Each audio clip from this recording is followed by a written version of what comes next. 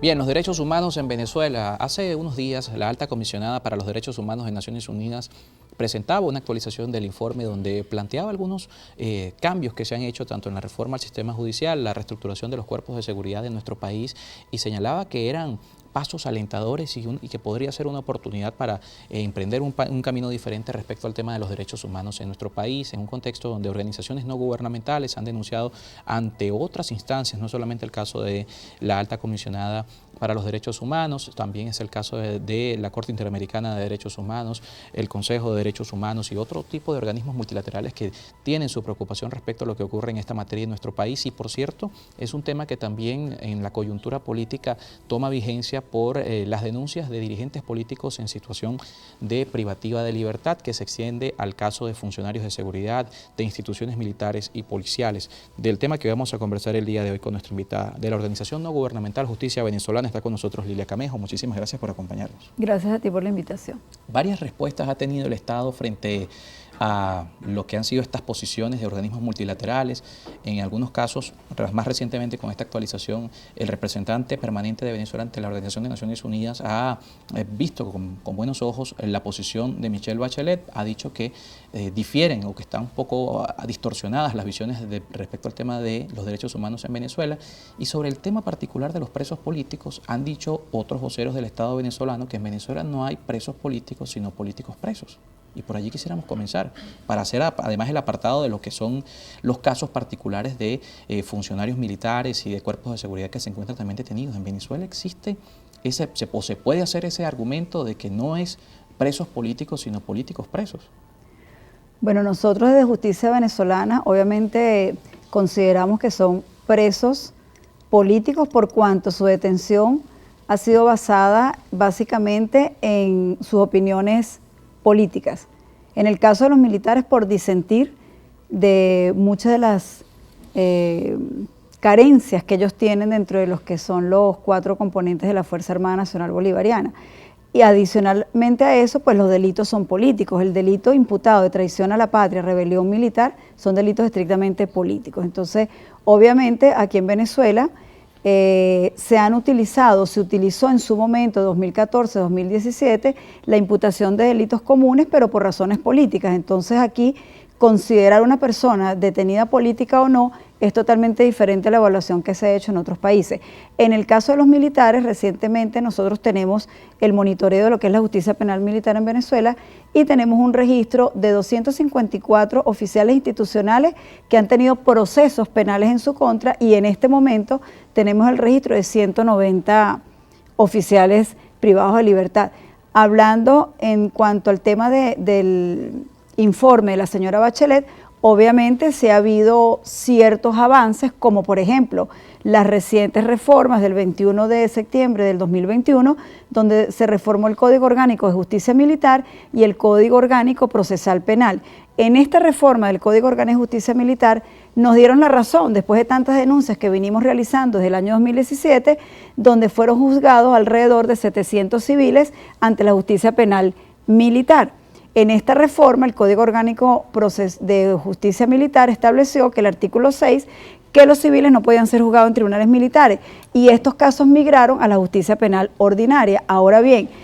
en esa misma reforma, el artículo 128 estableció que los casos mixtos donde vean civiles y militares dentro de la jurisdicción penal militar tenían que migrar también a la justicia penal ordinaria, y ahí es donde se comete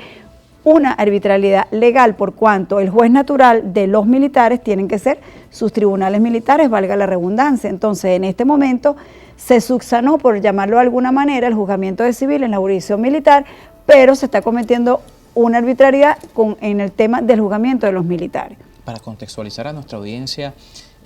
la diferenciación que se puede hacer entre la justicia militar y la justicia penal ordinaria, es decir, ¿cuál podría ser la diferencia para que nuestra audiencia lo tenga también en contexto del por qué es importante que los funcionarios militares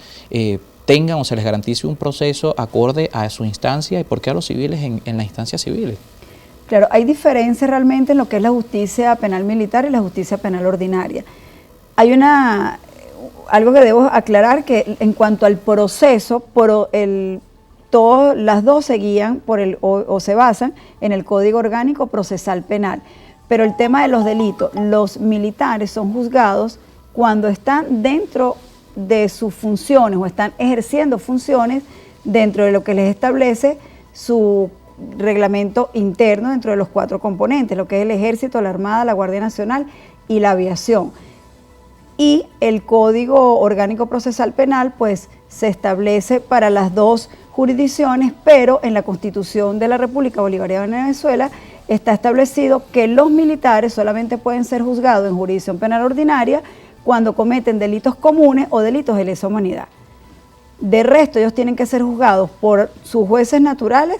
y con los delitos que están establecidos en el Código Orgánico de Justicia Militar y la Ley Orgánica de Disciplina, que es cuando ellos cometen algún tipo de faltas menores. Además de lo que ha sido esta modificación que se da de civiles siendo juzgados en instancias militares, que lleva a esta nueva denuncia, el haber accedido, el haber podido solicitar a estos organismos multilaterales una posición, es el caso, como mencionamos, de la Alta Comisionada para los Derechos Humanos, el resto de los organismos que hoy tienen preocupación sobre el tema de Venezuela, ¿cómo ha servido? Es decir, hay recomendaciones que ya se comienzan a evidenciar ajustes, lo decía hace unos días también Rafael Uzcategui de Provea, que estuvo con nosotros, pero esos organismos como además también, más allá de que no sigan ocurriendo estos hechos, han beneficiado a quienes ya fueron víctimas de estas situaciones. Bueno, recientemente salió una decisión del Grupo de Trabajo de Detenciones Arbitrarias de la ONU, que está en Ginebra, en cuanto a la detención de uno de estos oficiales que yo represento, el teniente de fragata Elías Noriega Manrique, donde el grupo de trabajo emite su opinión y recomienda, sugiere al Estado venezolano ponerlo en libertad e indemnizarlo por cuanto su detención es considerada arbitraria. Igualmente pasó en el año 2020 con el coronel Juan Pablo Saavedra de la Aviación, que también el Grupo de Trabajo de Detenciones Arbitrarias dictaminó o opinó exactamente lo mismo. Y hay otros casos que están desarrollándose o están en estudio dentro del Grupo de Trabajo de Detenciones Arbitrarias de la ONU, que consideramos que la opinión y la recomendación va a ser exactamente igual, porque nosotros vamos documentando todos estos casos, obviamente llevamos las defensas técnicas en los tribunales militares y en los tribunales especiales con la Jurisdicción Especial de Terrorismo, que es otra irregularidad procesal que se ha venido cometiendo por cuanto los oficiales activos, por presentar alguna duda, alguna investigación, son llevados ante la Jurisdicción Penal Especial de Terrorismo, cuando no es la jurisdicción realmente con la que ellos deben ser procesados en el caso que hayan cometido algún delito, que hasta la fecha realmente no hay un juicio ya finalizado. Estamos ahorita en proceso de varios juicios en contra de todos estos militares institucionales. Estas opiniones del Grupo de Trabajo de Detenciones Arbitrarias, ¿cómo son vinculantes para el Estado? Es decir, entendiendo además que el Estado por supuesto ha suscrito su compromiso ante la Organización de Naciones Unidas, pero el compromiso que suscribe con el organismo, ¿cómo lo lleva a tomar en cuenta estas opiniones y finalmente además tomar acciones respecto a lo que puede ser la opinión de este grupo? Claro, el Grupo de Detenciones Arbitrarias de la ONU no le ordena al Estado venezolano porque obviamente no llega hasta allá. Simplemente emiten una opinión, recomiendan y sugieren cuál es la solución. En este caso, la recomendación es que deben ser liberados de inmediato e indemnizados.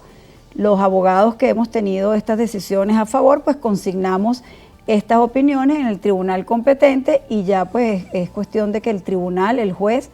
o los jueces de juicio analicen y convaliden esta opinión por parte del Grupo de Trabajo de Detenciones Arbitrarias. De todas maneras, en todos los casos, nosotros presentamos, donde hemos visto que se cometen irregularidades legales, tanto en las audiencias de presentación, porque estamos sufriendo un retardo procesal bastante significativo, nosotros llevamos un monitoreo y una estadística del retardo procesal, donde hemos podido observar que en la audiencia de presentación, que el tiempo son 48 horas, el retardo procesal llega en oportunidades hasta 20 días porque las personas detenidas quedan incomunicadas, sin acceso a abogados, sin acceso a la familia. En la audiencia preliminar, que más o menos el tiempo podemos llamarlo que será de 30 a 40 días, hay un retardo procesal de 250 días y en los juicios hasta 1000 días de retardo procesal. Entonces todo esto obviamente trae otra problemática adicional y todas estas cosas pues nosotros lo vamos documentando. Y es obviamente las denuncias que vamos presentando ante instancias nacionales como la Defensoría del Pueblo y las de Fiscalías de Derechos Fundamentales, en el caso que sean manifestadas torturas y tratos crueles, inhumanos y degradantes en las audiencias de presentación y audiencias preliminares, y luego entonces damos el siguiente paso, que es en las instancias internacionales. Dos temas para conversar al regreso. ¿Cómo las reformas al Código Orgánico Procesal Penal, cómo también la reforma a la Ley Orgánica del Tribunal Supremo de Justicia cambia esta realidad? Es decir, porque estas modificaciones se dan en un contexto donde las recomendaciones de los organismos internacionales es que deben hacerse unos cambios en este sentido.